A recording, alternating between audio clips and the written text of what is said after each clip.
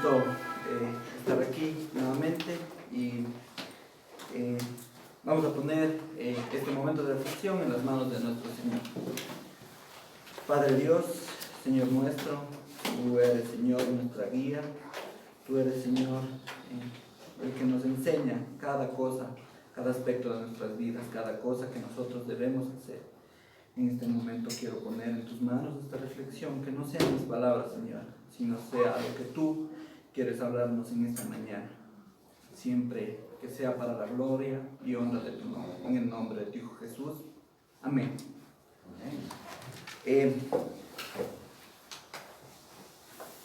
El andar como Cristo. El cristianismo no consiste solo en frases bonitas respecto a Dios o hacia el prójimo. No consiste en frases que se quedan flotando, tampoco en conceptos filosóficos o teológicos. El cristianismo es una clase de vida sencilla y que nos va a llevar del conocimiento de las Escrituras a la práctica del oír y del hacer. Significa, además, que debemos ser congruentes, coherentes, no solo en creer, sino en el actuar de acuerdo a lo que decimos creer. De ahí la importancia de permanecer en Cristo, porque para andar como Cristo anduvo debemos permanecer en Él. Primera de Juan, el capítulo 2, el verso 6 nos dice: el que dice que permanece en Él debe andar como Él anduvo. En el diccionario podemos ver que la palabra permanecer se podría definir como mantenerse en un estado, lugar o situación determinada. Tiene la idea de quedarse en un solo lugar sin moverse, en un solo estado o en una relación, pero de manera duradera. Todo esto nosotros nos vamos a referir con respecto a Jesús. Continúa diciendo en el versículo: debe, es decir, es una responsabilidad, no es si quiero o no. Andar, caminar, es un verbo que tiene la idea de continuación. No es de algo estático, no es de quedar separado. Además, tiene como una idea de alrededor. Entonces la frase quedaría más o menos: caminar continuamente alrededor de. Un cristiano debe caminar continuamente alrededor de las cosas que tienen que ver con Dios, con la palabra de Dios, con Jesús, con la Biblia, con todo lo que tenga que ver con una vida de ser cristiano. Como cristiano no podemos andar alrededor del mundo o lo que nos ofrece el mundo. Así que este versículo tiene que ver absolutamente con el compromiso, con el comportamiento, con el comportamiento de ser un cristiano. Es decir, el caminar continuo involucra totalmente nuestra manera en la que conducimos, en la que nosotros nos movemos en este mundo.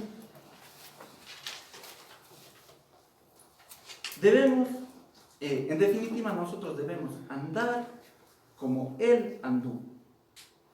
Ahora, podemos nosotros hacernos una pregunta: ¿por qué es importante andar como Cristo? ¿No es suficiente solo con creer? Claro que no. Creer sí es fundamental, pero andar como Jesús anduvo es la manera en como nosotros demostramos verdaderamente que somos hijos de Dios, que somos sus discípulos, alumnos de Jesús. Muestra que somos congruentes en lo que decimos. El creer con nuestro andar cotidiano. Ahora, ¿cómo anduvo Jesús? Pedro, uno de los 12 apóstoles de Jesús, fue uno de los más distinguidos por su fuerte personalidad y su cercanía con el Maestro. Por ello, asumió una actitud de líder y portavoz del grupo. En los evangelios se expone su personalidad: sencillo, generoso e impulsivo en sus intervenciones. De ahí que Jesús mostraría desde el primer momento una especie de predilección para su persona. Junto con Santiago Apóstol y Juan Evangelista, Pedro tuvo la oportunidad y el privilegio de participar en rituales un poco más íntimos de los que los demás apóstoles quedaban excluidos. Se dice que Jesús debió muchas veces ser huésped de la familia de Pedro. Aunque su personalidad era impetuosa, tuvo muchos momentos de debilidad. Según dice el Evangelio, San Pedro negó 3 veces conocer a Jesús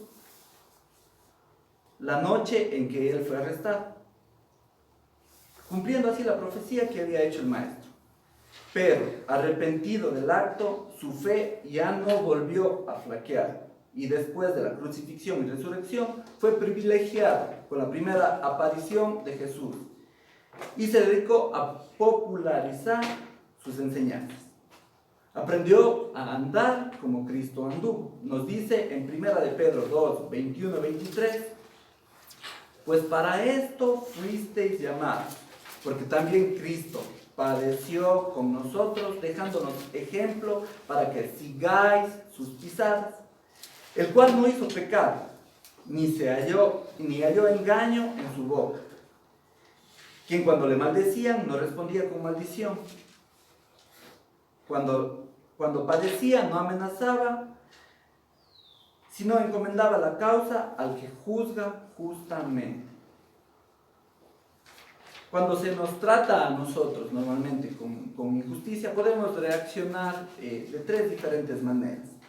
La primera, podríamos reaccionar nosotros de forma agresiva y echarles la culpa a los otros.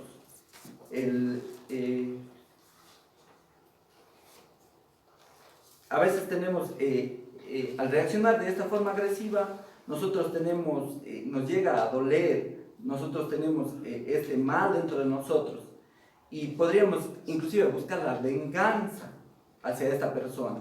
Y esta venganza nos hace crecer una amargura dentro de nosotros, que termina enraizándose muchas veces dentro de nuestro corazón. La segunda forma en la que nosotros podríamos reaccionar es de una forma más pasiva, dedicándonos a sentir lástima por nosotros mismos. Nos dedicamos a sentir autocompasión y quejarnos con alguien que nos podría dar oídos.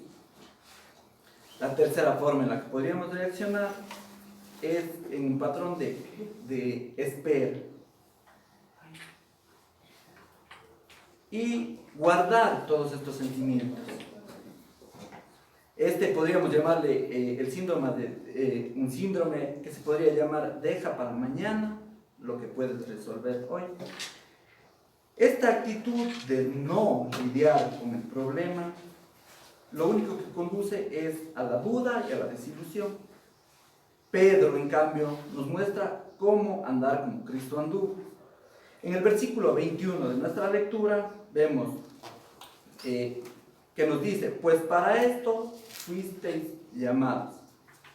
Se refiere a los versículos anteriores, donde nos habla de abstenerse de todos los deseos carnales, someterse a las autoridades, honrar y amar a todos los hermanos, estar sujetos a los amos. Es decir, todo lo que se refiere a andar como cristiano. Continúa diciendo, porque también Cristo padeció por nosotros. Jesús dijo en 1 de Juan 3:16, en esto hemos conocido el amor, en que puso en su vida por nosotros. También nosotros debemos poner nuestras vidas por los hermanos. Entonces, el nivel de amor más visible que podemos mostrar cuando nos olvidamos de nosotros. Entonces, el nivel de amor más visible que podemos mostrar es cuando nos olvidamos de nosotros para empezar a ver el beneficio hacia nuestro prójimo. Continúa diciendo, dejándonos de ejemplo. Nunca será para decir qué bonita la palabra. El ejemplo que nos dejó es para que sigamos sus pisadas. ¿Dónde pisó Jesús? Él pisó, anduvo en la humildad. Ahí es donde debemos pisar. Él anduvo en la senda del perdón. Ahí es donde debemos pisar. Él dejó, ¿dónde dejó sus huellas? Donde Él anduvo, Él dejó sus huellas. Otra vez podemos mencionar el principio de oír, creer, vivir y hacerlo, el cual puede quedar simplemente en religiosidad sin sentido. Si se vive conforme al ejemplo de Jesús, no tuviéramos hogares rotos, no tuviéramos familias destruidas, no tuviéramos sociedades degradadas, no tuviéramos un país lleno de corrupción, mentira, engaño y robo. En el versículo 22 dice, el cual no hizo pecado. En Hebreos 4:15, la palabra de Dios nos dice, porque no tenemos un sumo sacerdote que no pueda compadecerse de nuestras debilidades, sino uno que fue tentado de todo según nuestra semejanza, pero sin pecado.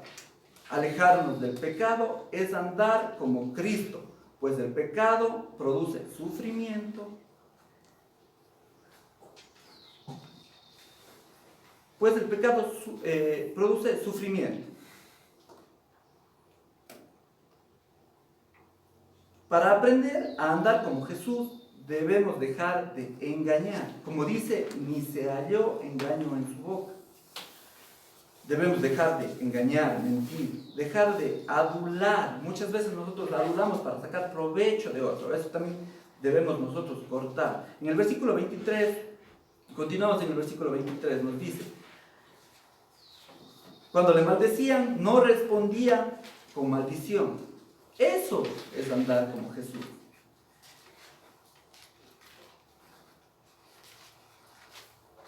Cuando padecía, no amenazaba,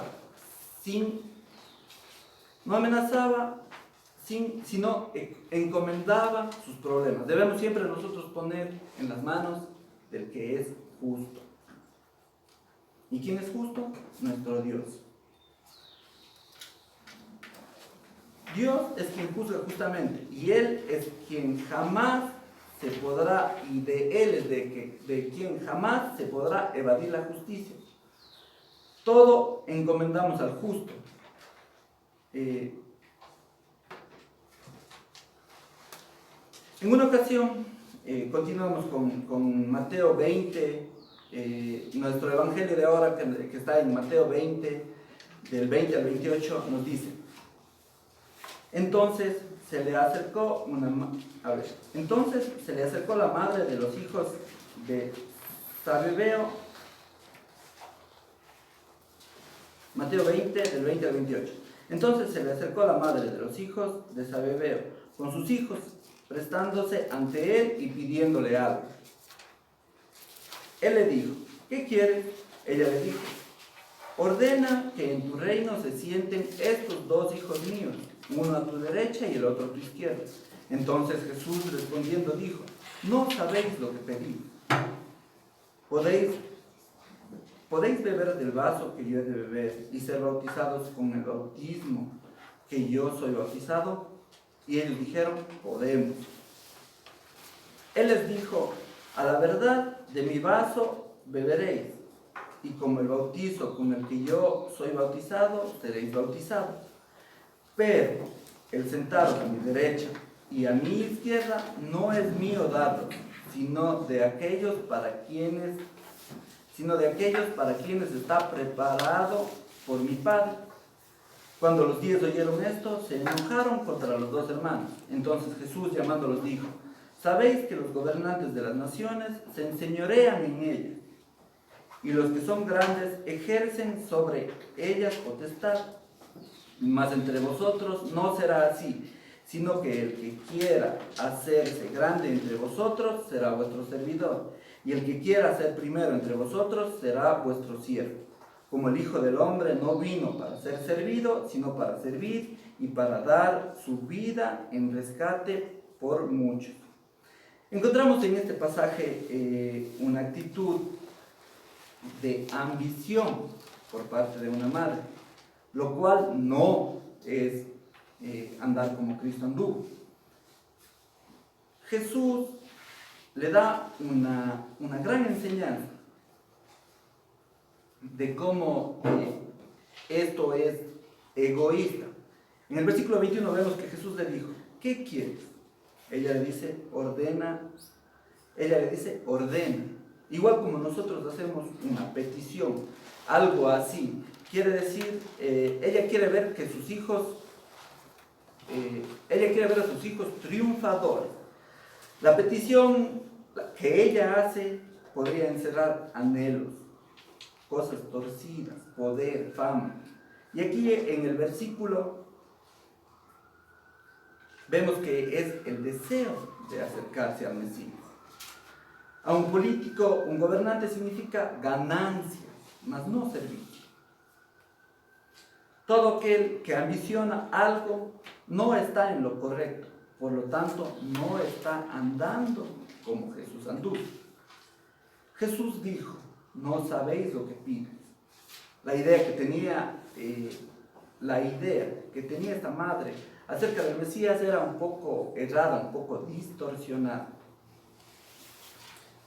Muchos ven la respuesta que Jesús le dijo como una respuesta de carácter amoroso, paciente. Anteriormente les había hablado acerca de cómo ser como niños para entrar en el reino de los cielos, de que no buscaran ser los superiores de los demás, sino ser sus servidores. Pero parecía que a estos discípulos les costaba entender estos principios. Y ahora aquí estaban estos usando a su madre para poder pedir algo que en sí es bueno, pero lo hacían por intereses egoístas. Podemos imaginarnos que cualquiera hubiese podido pedir la paciencia y haber reprimido y que cualquiera hubiera podido perder, que Jesús hubiera podido perder la paciencia y haber reprimido duramente a sus discípulos. Pero Él no lo hizo así, sino que, armado de sabiduría y gran tolerancia, les dice que si ellos desean tales cosas, deben padecer juntamente con Él. Y aún así no hay garantías de que reciban esta posición que ellos deseaban. Quizá nosotros también en cada petición que nosotros hacemos a Dios, Él nos podría decir: no sabes lo que estás pidiendo. En el versículo 23, aquellos dos hermanos realmente amaban a Jesús y aún estaban dispuestos a padecer juntamente con Él. Ya que cuando les preguntó que si estaban dispuestos a beber del vaso que Él bebería y ser bautizados con el mismo bautizo con el que Él sería bautizado, sabemos de qué está hablando. Ellos respondieron: podemos. Y ciertamente lo hicieron, ciertamente lo harían, ya que Jacobo fue muerto a espada, como nos dice Hechos 12 del 1 al 2. En aquel mismo tiempo el rey Herodes echó mano a algunos de la iglesia para matarlos, y mató a espada a Jacobo, hermano de Juan. Juan, por el contrario, envejeció, pero padeció siendo exiliado en una isla por causa del testimonio de Cristo. Nos dice en Apocalipsis 1:9: yo, Juan, vuestro hermano, y copartícipe vuestro en las tribulaciones, en el reino y en la paciencia de Jesucristo, estaba en la isla llamada Patmos, por causa de la palabra de Dios y el testimonio de Jesucristo. Jesús no les podía asegurar que les daría una posición al lado suyo en el trono, pero sí les aseguró que compartirían sus padecimientos. Continuamos en el siguiente versículo, en el versículo 24, dice: cuando los 10 oyeron esto, se enojaron contra los 2 hermanos. Algunos dijeron en cierta ocasión que estos discípulos se indignaron contra los 2 hermanos. No tanto por el atrevimiento de usar a su madre para esta petición egoísta, sino porque ellos dijeron: ¿por qué no se me ocurrió esto primero a mí? Se enojaron porque todos ellos querían lo mismo y se les adelantaron. Queridos padres, queridas madres, sabemos que el amor de los hijos, sabemos del amor por los hijos, pero es bueno guiar a los hijos de acuerdo al andar de Dios. Lo cierto es que entre los discípulos habían rivalidades. A veces ellos discutían por saber quién era el mayor. En Lucas 22-24 la palabra nos dice: hubo también entre ellos una disputa sobre quién de ellos sería el mayor. Era obvio que entre ellos se discutía el hecho de quién sería el mayor de todos, y lo hacían porque no eran capaces de verlo desde una perspectiva del reino de los cielos. Para ellos, nuestro Señor, por ello, nuestro Señor les vuelve a enseñar quién es realmente el grande delante de Dios. En el versículo 25 nos dice: oyendo Jesús todo esto, los llama a una reunión y les dice: ustedes saben que los gobernantes en este mundo tratan a su pueblo con prepotencia, y los funcionarios hacen alarde de su autoridad frente a sus súbditos. Jesús les dice que solo en el mundo los gobernantes luchan por enseñorearse de los demás con el fin de ser mejores que ellos, de ejercer potestad sobre ellos y que les sirvan. Pero en el reino de Dios no es así, sino que aquel que es grande es el que se convierte en servidor de los demás. Jesús les dice que hagan esto siguiendo su ejemplo, porque debes andar como Jesús andó. Los versículos del 26 al 28. El Hijo del Hombre no vino para ser servido, sino vino para servir y para dar su vida en rescate por muchos. 2 cosas hacen que los hombres sean grandes en el reino de Dios: servicio y sacrificio. Y eso es el andar como Cristo andó. William Barclay nos narra en uno de sus comentarios de este pasaje una historia que podría ilustrar esto de aquí. Nos dice que en cierta ocasión se encontró una moneda romana, la cual tenía una imagen donde aparecía un buey parado entre 2 cosas: un altar y un campo para arar. Y en esta moneda decía: dispuesto para las 2 cosas.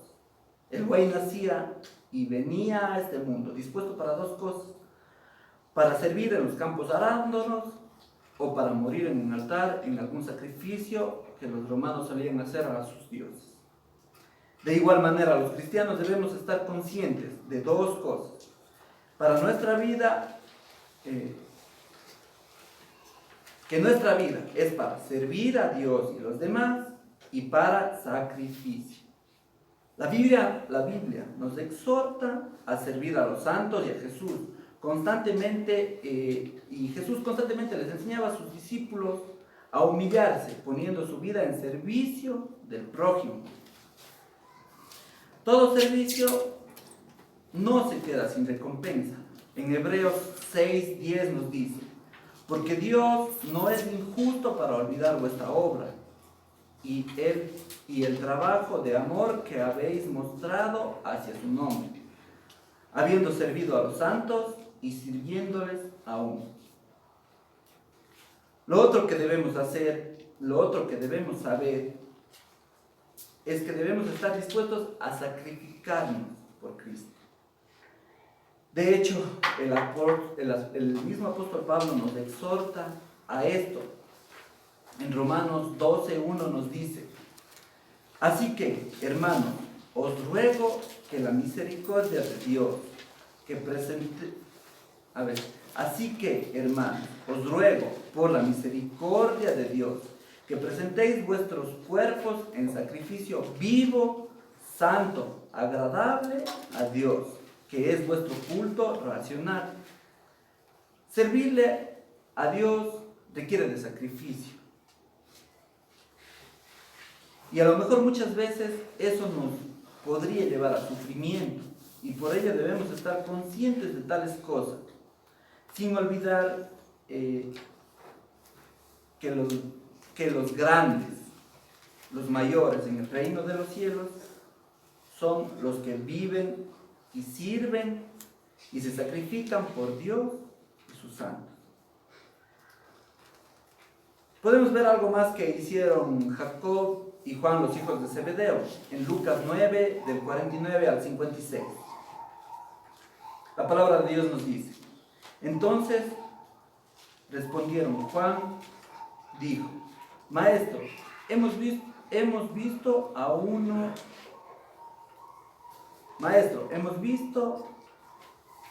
uno que echaba fuera demonios en tu nombre, y se lo prohibimos, porque no sigue con nosotros. Jesús le dijo: no se lo prohibáis, porque el que no es contra nosotros, por nosotros es.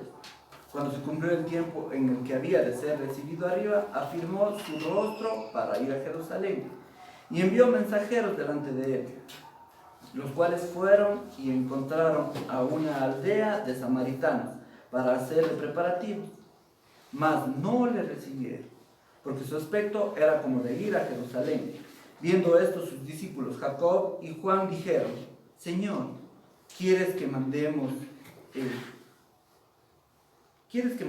que descienda fuego del cielo, como hizo Elías, y lo consuma? Entonces, volviéndose él, les reprendió diciendo: vosotros no sabéis de qué espíritu sois, porque el Hijo del Hombre no ha venido para perder las almas de los hombres, sino para salvarlas. Y se fueron a otra aldea. Vemos en este versículo, en este pequeño fragmento, en el versículo 49, vemos que Juan dijo: hemos visto que uno echaba demonios en el nombre, y le prohibimos, en tu nombre, y le prohibimos porque no sigue con nosotros. Juan está de cierta manera mostrando un espíritu como sectarista, una actitud de rechazo. El sectarismo es una señal de gran inmadurez, porque no concibe que otros puedan acercarse a Dios si no andan con nosotros o si no andan con ellos. Si escuchamos decir a alguien: nuestra iglesia es la verdadera, hay una profunda inmadurez, y así no consiste en andar como Jesús anduvo. En el versículo 50 nos dice: Jesús le dijo: no lo prohíbas, porque si no es contra nosotros, por nosotros es. Aquí podemos darnos cuenta que en un domingo como hoy hay muchas iglesias teniendo cultos, escuchando la palabra de Dios en todo el mundo. Y Jesús, ¿qué está diciendo Jesús? Es de los nuestros. En el versículo 51 nos dice: y aconteció que, como se cumplió el tiempo que había de ser recibido arriba, él afirmó su rostro para ir a Jerusalén. En este versículo se introduce la jornada a Jerusalén, y cómo continuará hasta la llegada de Jesús a esta ciudad. En Lucas 19:29 nos dice: recibido arriba. Señala la ascensión a Jerusalén, señala la muerte de Jesús. Lucas nos sigue recordando que Jesús está en el camino hacia Jerusalén, e introducirá el motivo de la jornada similar en su en lo que pasa en los Hechos de los Apóstoles con él. Al igual que la jornada de Jesús a Jerusalén ocupa muchos capítulos de este Evangelio, así también los viajes misioneros de Pablo ocupan mucho del libro de los Hechos. Al igual que Jesús ha afirmado su rostro para ir a Jerusalén, así también Pablo dice, me será menester ver también a Roma, en Hechos 19:21. Al igual que Jesús anticipa la cruz, Pablo dice, porque yo no solo estoy presto a estar atado, más aún a morir en Jerusalén por el nombre del Señor Jesús. La frase afirmó su rostro para ir a Jerusalén nos recuerda al libro de Isaías, el capítulo 50, el versículo 7, que nos dice, por eso puse mi rostro como un pedernal y sé que no seré avergonzado. La imagen es de una determinación como el pedernal para enfrentar una misión peligrosa. La determinación de Jesús, su sentido de misión y su entendimiento de lo que encontraría en Jerusalén nos ayuda a entender las demandas que les ponía a los aspirantes a seguidores en los versículos del 57 al 62 de nuestra lectura de Mateo, donde,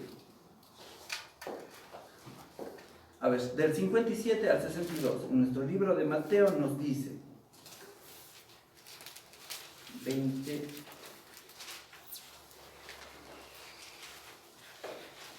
perdón, estoy en,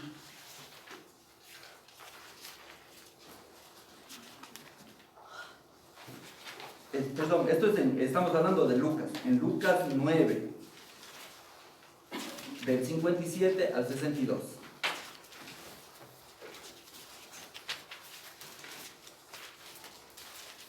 Bueno, en esta parte nos habla,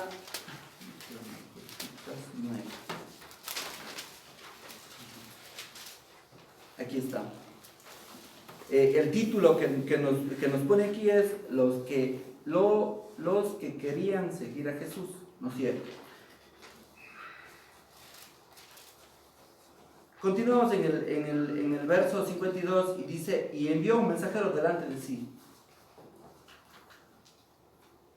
En el original dice, se repite la palabra rostro, literalmente decía, y envió mensajeros delante de su rostro muerto, los cuales fueron y encontraron en la ciudad de los samaritanos para prevenirle, mas no le recibieron, porque era su traza de ir a Jerusalén, o era su rostro de ir a Jerusalén.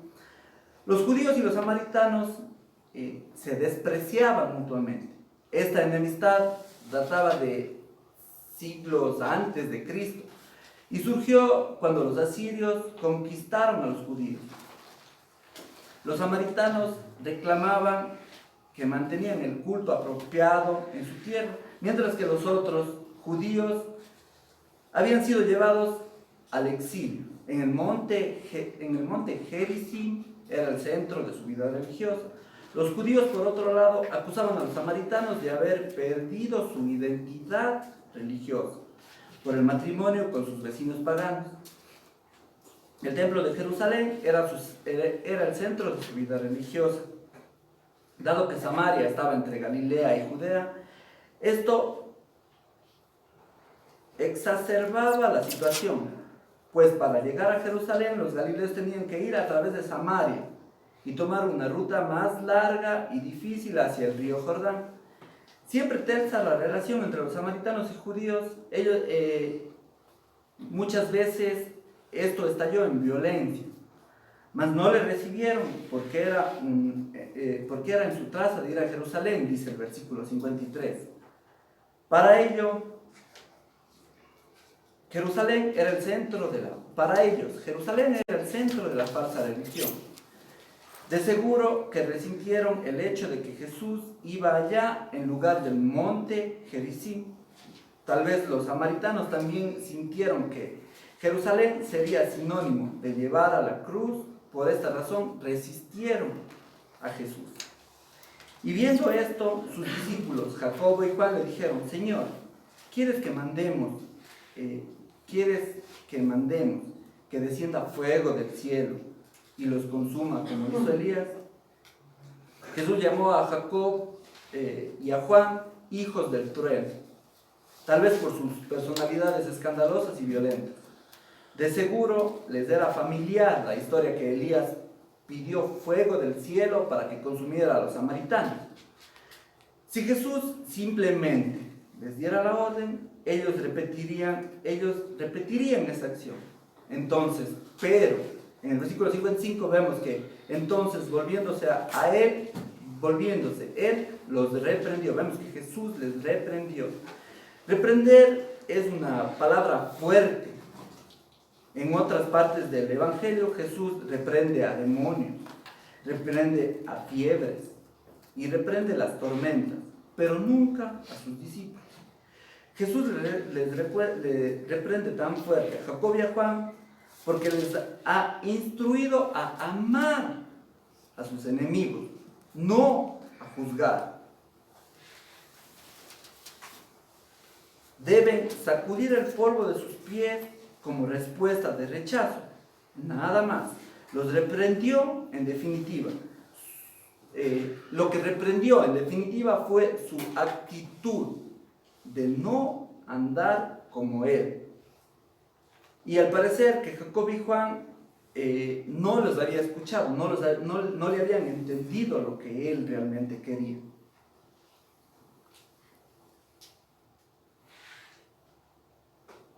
En su debido tiempo, Dios juzgará a quienes rechazan a Jesús. Y sus discípulos deben dejar este juicio en manos de Dios. En el versículo 56 vemos que dice: y se fueron a otra aldea. Jesús modela la conducta que Él espera de sus discípulos, de nosotros, cuando experimentamos un rechazo. En conclusión, si queremos permanecer en Él, debemos andar como Él andó. Amén. Iglesia Evangélica Luterana, Jesucristo Cordero de Dios. También nos puedes visitar en las siguientes direcciones: